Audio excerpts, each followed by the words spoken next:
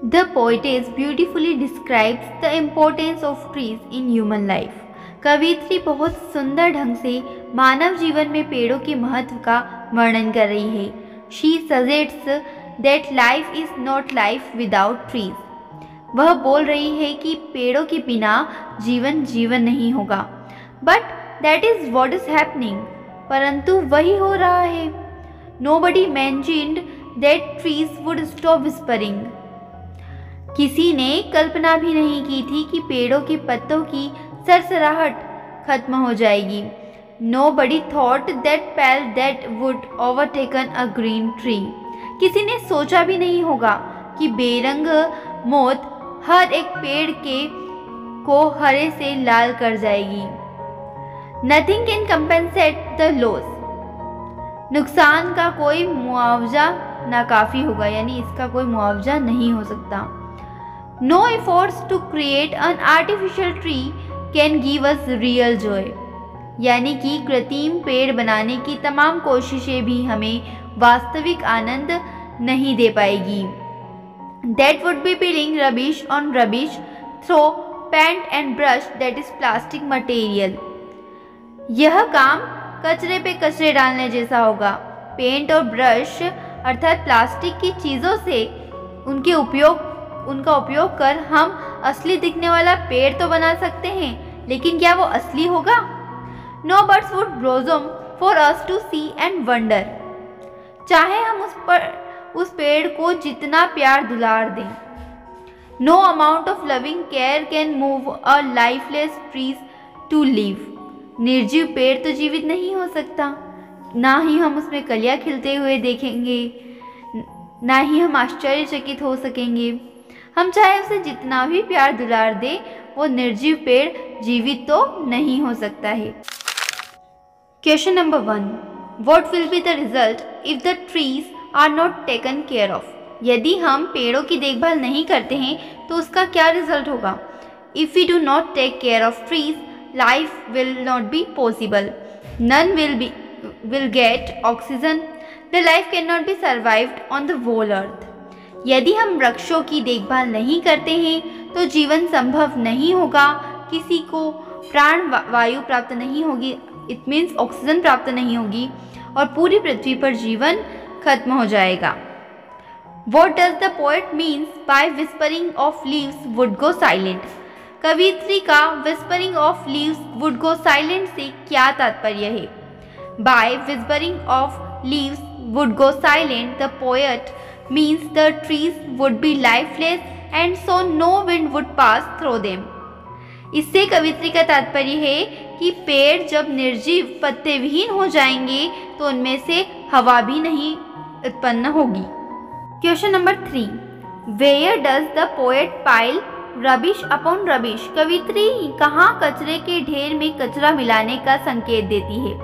The poet piles rubbish on rubbish in the dusty landscape. कवियत्री धूल धूसरित परिदृश्य में कचरे के ढेर में कचरा मिलाने का संकेत देती है. How does the trees created by man look like? मनुष्य के द्वारा बनाए गए पेड़ कैसे दिखते हैं? The tree created by man looks artificial and lifeless. यानी मनुष्य के द्वारा बनाए गए पेड़ निर्जीव दिखाई देते हैं. Question 5.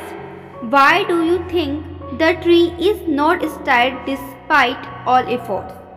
तमाम कोशिशों के बावजूद भी पेड़ हिलता डुलता क्यों नहीं है? The tree is not stirred despite all efforts because it is artificial and so has no life force in it.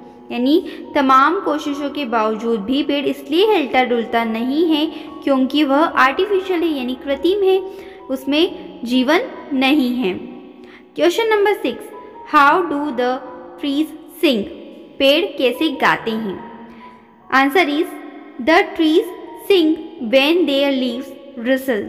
जब पेड़ों की पत्तियां एक दूसरे से टकराती हैं, सरसराती हुई पत्तियों की आवाज़ ऐसा लगता है जैसे पेड़ गा रहा हो. Explain the word weary in the last stanza of the poem tree. Tree जो पोयम है इसकी कविता में आखिरी में जो एक वर्ड आया है weary, उसका हमें मीनिंग बताना है। The word weary used in the last stanza means tired and dispirited, यानी इसका मीनिंग है थका हुआ, टायर्ड मीन्स होता है थका हुआ, और निस्तेज। ये एक हमारी ह्यूमन बींग्स की दशा को भी बताता है। Question number 8, how do you compare the tree in the poems imagination with the natural tree? Answer is the tree in the poets imagination fanciful one, but it is not better in any respect than a natural tree. The natural tree is beautiful and vibrant. The tree in the poet's imagination is not as beautiful as the tree in her garden. The poet adds the color of her imagination and fancy to the tree she visualizes, but her tree does not whisper. It has no vibrant coat, it unfurls no birds slowly, it does not sing, it lacks life. The tree in the poet's imagination is not living. A painted tree cannot match a natural tree. Question number 9. What is the message of the poem in respect of conservation? इस poem का conservation से related क्या message है? Conservation is the act of conserving and preserving the natural environment, यानी conservation का meaning होता है संरक्षण, जो हम हमारे पर्यावरण के संरक्षण के लिए यूज करते हैं। The poem is a suggestive plea in the defence of our environment. Its message is to heart the mindless and careless destruction of the trees around us. It seeks to make us realise what the world would be without trees. ये हमें बताती है कि बिना पेड़ों के जीवन कैसा होगा. Life will no longer be worth living in the absence of trees which are our lifeline. यानी पेड़ हमारी जीवन रेखा है, अगर पेड़ नहीं होंगे तो हमारा जीवन भी नहीं रहेगा. इस कविता के माध्यम से कवियत्री ये हमें बताना चाहती है.